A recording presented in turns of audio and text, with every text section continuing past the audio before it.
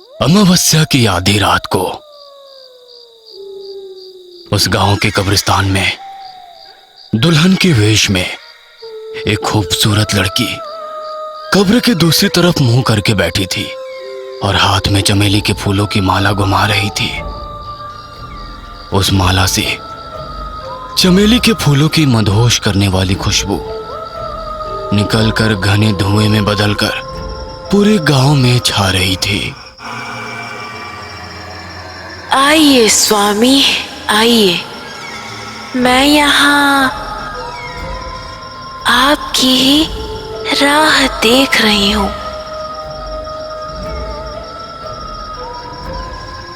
आइए स्वामी, आइए। आइए ना मेरे पास, आइए ना मेरे पास, आइए ना प्रभु। उन फूलों की महक से सारे गांव के लोग, पशु पक्षी, सभी प्राणी गहरी नींद में सो जाते हैं। उस मदहोश करने वाली धुएं में सांस लेते हुए गांव का एक व्यक्ति भूतनी की पुकार सुनकर भूतनी के वश में हो जाता है।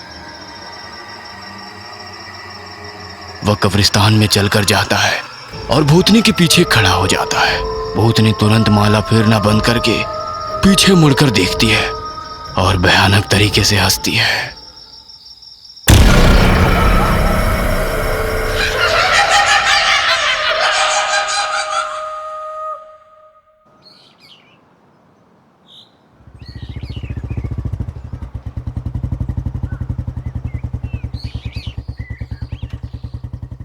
वेणु, यहां बाइक क्यों रोकी? कहा था ना एक अजीब चीज दिखाऊंगा, चलो। अरे हाँ, कहीं ये वही घर तो नहीं? हाँ, वही घर है। मैंने तुमसे कहा था ना, वही दिखाने लाया हूँ। मजाक मत करो, मैंने ऐसे कई घर देखे हैं। पहले तुम अंदर तो जाओ और देखो। अरे जाओ। ठीक है वेणु, मैं जाता हूँ। अगर अंदर अजीब नहीं लगा ना तो मैं तुम्हें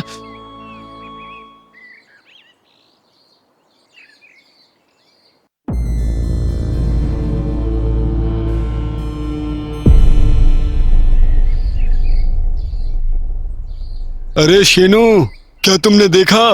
दिखाई दिया ना अजीब चीज? मैंने अपने जीवन में कभी ऐसी चीज नहीं देखी। ये सच में अजीब है। यहाँ ऐसा क्या कर रहे हैं? मुझे आश्चर्य हो रहा है, ये सब क्या है? चलो उस पेड़ के नीचे बैठते हैं। शीनू, करीब 80 साल पहले इस गांव में एक भूतनी की मौत हुई थी। क्या भूतनी मर गई?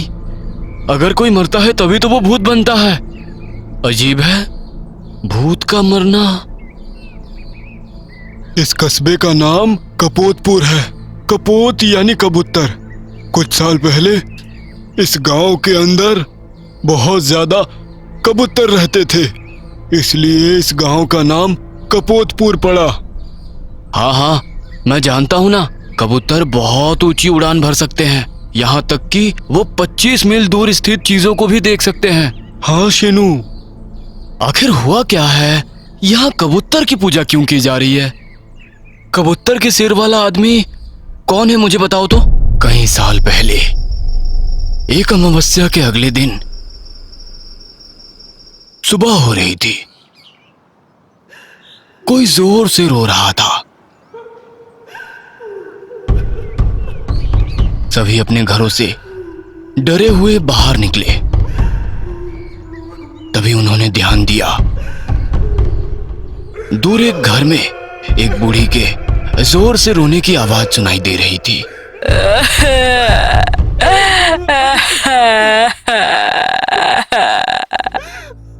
सभी लोग उस बूढ़ी के पास पहुंचकर रोने का कारण पूछने पर वह बूढ़ी बताई, मेरा पोता कहीं भी दिखाई नहीं दे रहा।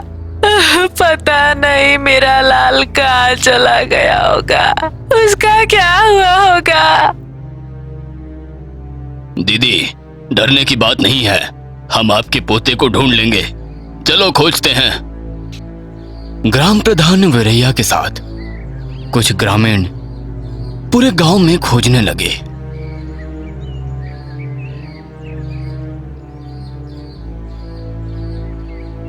अंत में कब्रिस्तान की ओर गए। कब्रिस्तान का गेट खुला देखकर वे तेजी से शमशान की ओर भागने लगे। वहां कुचले फूलों के बीच कब्र पर पड़ा बूढ़ी दादी के पोते को देखा। यह देख सभी आश्चर्यचकित हो गए। तुरंत वे लड़की को ले जाकर अपने घर में लिटा दिए। दीदी, तुम्हारा पोता कब्रिस्तान में पड़ा था। दादी अपने पोते को उस हालत में देखकर बहुत ही दुखी हुई। सभी ग्रामीण उदास होकर वहीं खड़े थे और दादी को साहस बंधाने की कोशिश कर रहे थे।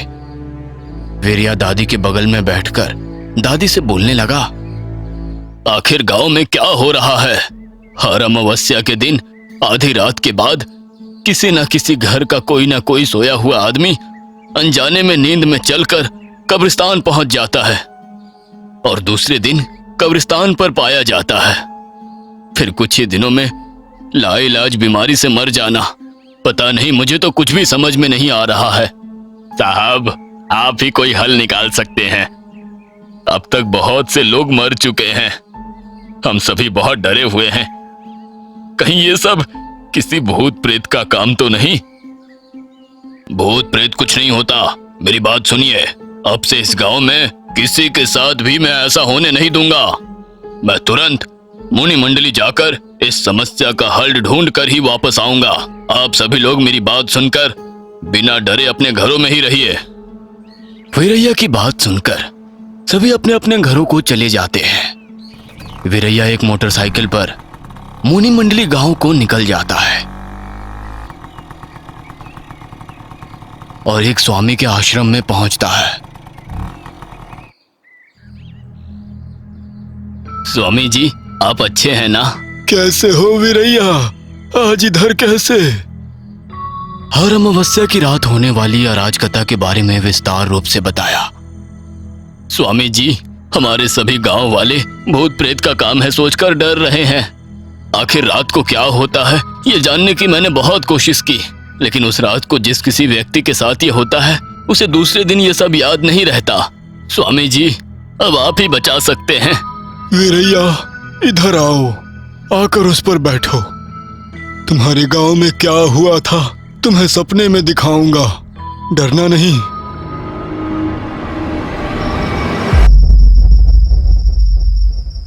उस दिन अमावस्या थी। गांव के सभी लोग डर कर सो रहे थे। कुछ लोग अपने परिवार की रखवाली कर रहे थे।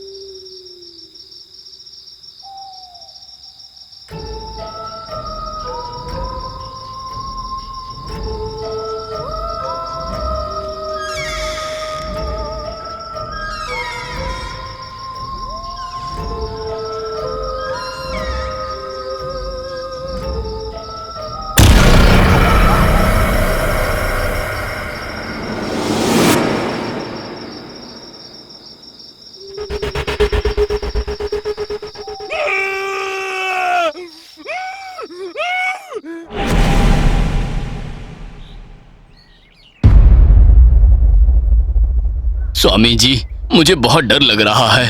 वो लड़की कौन है और वो ऋषि कौन है? वो कामिनी भूतनी है। मैं उसका कारण बताता हूँ, सुनो। कुछ साल पहले देश की शांति के लिए कुछ ऋषि मुनियों ने पूरे देश का पैदल पर्यटन किया।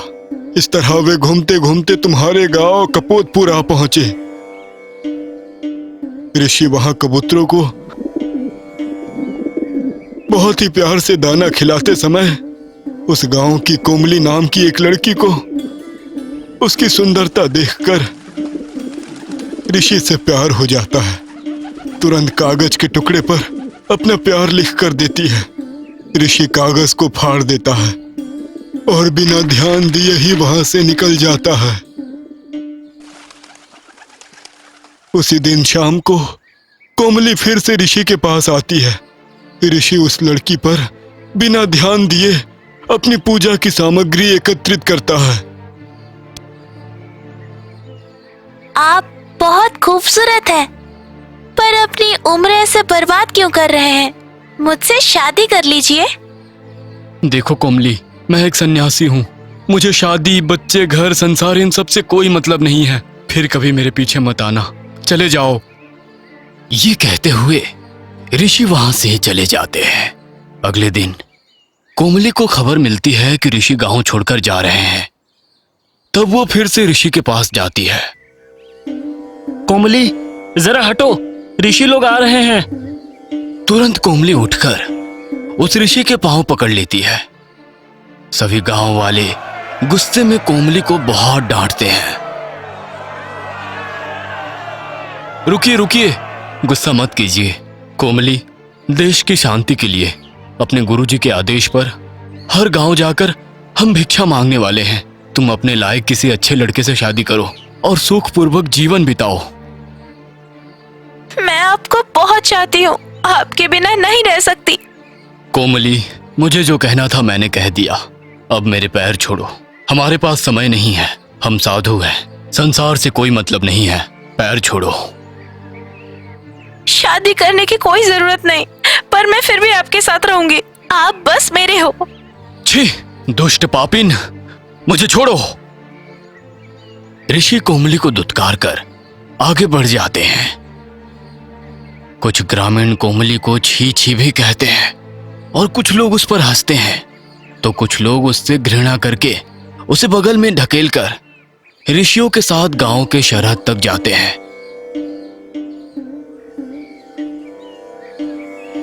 कोमली फिर से दौड़कर ऋषि के पास चली जाती है।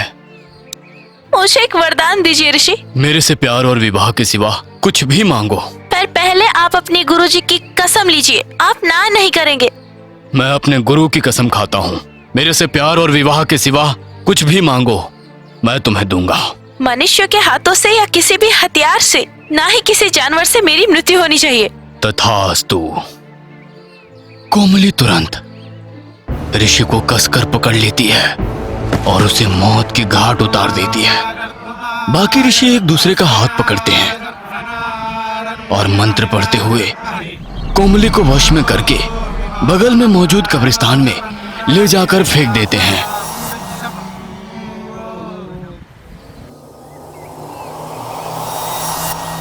कोमली अब फिर कभी इस कब्रिस्तान से बाहर नहीं आ सकेगी। अमावस्या के दिन हमारे मंत्र की शक्ति थोड़ी कम रहेगी, इस कारण वो भयंकर रूप धारण करेगी और जो चाहेगी वो कर सकेगी। इसलिए आप सभी लोग केवल उस दिन सावधान रहिएगा, कभी भी कोई कब्रिस्तान के पास मत जाइएगा। ऐसा कहकर ऋषि वहां से चले जाते हैं। हर अमावस्या की रात वो कामिनी भूतनी के रूप में बदलकर गांव में मदहोश करने वाली धुआं फैलाती है।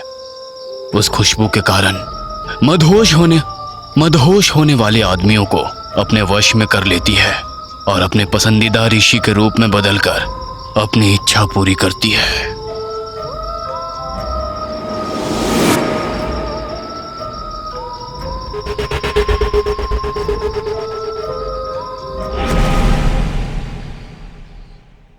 इसका मतलब हमारे गांव के पुरुष उस भूतनी की इच्छा के शिकार हो रहे हैं। ऐसा नहीं हो सकता। अब कोई भी शिकार नहीं होना चाहिए भूतनी का। उसको नष्ट करने का कोई उपाय बताइए स्वामी। परकाया प्रवेश हो। परकाया प्रवेश क्या होता है स्वामी? हमारी आत्मा को मृत देह में प्रवेश करने की प्रक्रिया को परकाया कहते हैं। वीरैया, इस जपमाला को ले लो। इसको परकाया प्रवेश करने वाली आत्मा कोमली के गले में डालना होगा, तभी उसकी शक्ति कम पड़ेगी और केवल उसी समय हम उसका अंत कर पाएंगे। स्वामी जी वीरैया के कान में इस परकाया प्रवेश के बारे में बताते हैं।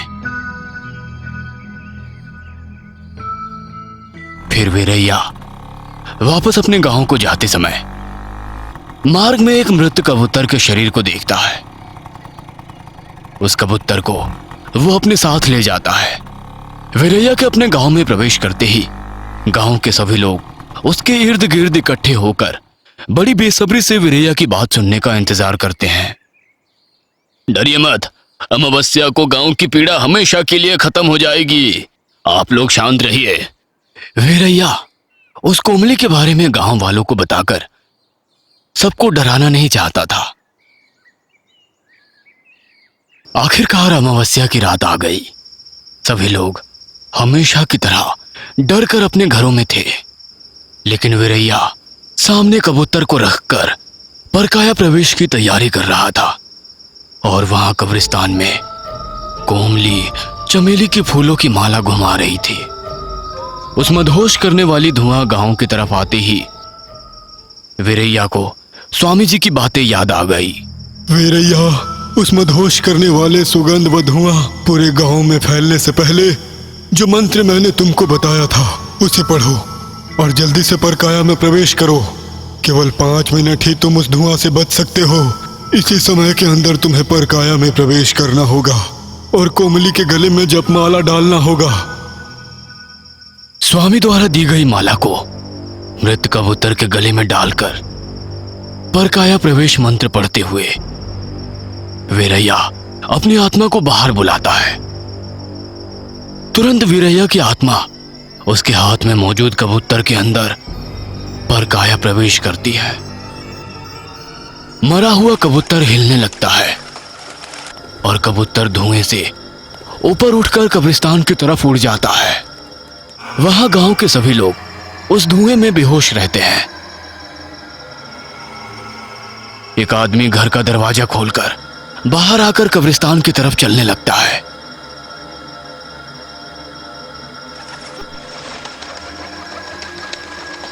कोमली भूतनी उस उड़ते हुए कबूतर को और उसके गले की माला को देखकर गुस्से में उस कबूतर को पकड़ने की कोशिश करती है, लेकिन कबूतर भूतनी के हाथों से बचकर जपमाला को कोमली के गले में डालकर नीचे गिर जाता है। कोमली भूत बहुत गुस्से में वीरैया के सिर को फोड़ देती है। इस तरह कोमली जोर जोर से चिल्लाकर उस माला से आ रही आग की लपटों में जल जाती है। धुएं में मदहोश व्यक्ति कब्रिस्तान पहुंच जाता है। जब कोमली जलकर राख हो जाती है तो तुरंत व्यक्ति होश में आकर यह सब देखकर डर के मारे दौड़कर गांव में जाकर सबको बताने लगता है। सभी ग्रामीण दौड़कर कब्रिस्तान पहुंचते हैं और वीरैया की लाश को देखकर सभी दुखी होकर रोने लगते हैं। तभी स्वामी जी कपोतपुर में जो कुछ हुआ सब बताते हैं और वीरैया के मृत शरीर का अंतिम संस्कार करते हैं और वहीं पर आदमी के शरीर को कबूतर का सिर लगा हुआ एक मूर्ति बनवाते हैं। इस मूर्ति की पूजा आपके पूरे गांव में होनी चाहिए। अब से आपके गांव में कोई भी अनिष्ट नहीं होगा। ऐसा कहकर स्वामी जी चले गए। ये क्या हुआ शेनू? इस तरह वो भूतनी मर गई? हाँ वेनु, ये वास्तव में अजीब ही है, लेकिन वो वीरैया बहुत अच्छा आदमी था यार। एक महान व्यक्ति जिसने अपने गांव के लिए अपने प्राणों की आहुति दे दी। वेनु और शेनू उस घर की ओर देखकर नमस्कार करते हैं और उसी रास्ते से चले जाते हैं जिस रास्ते से आए थे, लेकिन उनके ऊपर से कई कबूतर उड़ रहे थे। दोनों उन कबूतरों को देखकर फिर से किसी गांव को इसकी जरूरत पड़ी है। पता करते हैं, चलो चलो। इस तरह शेनू और वेनु कुछ दूर सफर करने पर चिन्नाकोंडा नाम के ग्राम पहुंचते हैं। उस गांव में सभी लोग डर के मारे अपने अपने घरों में थे और कुछ लोग बाहर दहलीज पर बैठे थे। उसी समय कुछ गांववासी एक व्यक्ति को उठाकर ले जा रहे थे। इस व्यक्ति को क्या हुआ? पता नहीं, हर अमावस्या के बाद कोई एक व्यक्ति कब्रिस्तान में पड़ा मिलता है और सुबह होते ही वह मर जाता है। पता नहीं क्या हो रहा है। यह सुनकर शेनू और वेनु एक दूसरे का चेहरा देखते हैं और ऊपर पेड़ के ऊपर उन्हें कबूतर दिखता है।